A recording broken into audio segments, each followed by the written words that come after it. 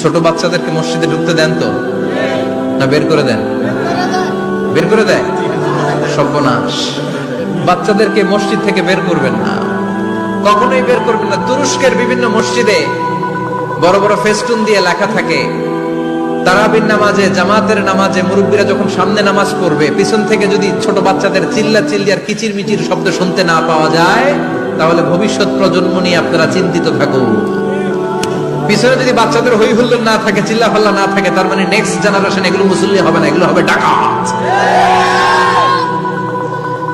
এজন্য ছোট বাচ্চাদেরকে মসজিদ থেকে তাড়িয়ে দেয়া যাবে, এদেরকেও নিয়ে যাবে। এরা হাসতে খেলতে চলতে ফিরতে, আমি বাইরের যত জায়গায় তারাবি করেছি, অনেক দেশে তারাবি করেছি রমাদানে, ছোট বাচ্চারা পিছনে অনেক কিচির মিচির করে, হঠাৎ অ্যানাউন্সমেন্ট দেয়, বাবা মারা ছেলে মেয়েদেরকে শান্ত করেন। কিছুক্ষণ শান্ত, 2 রাকাত পরে আবার চিল্লাচিল্লি, আছে না নাই?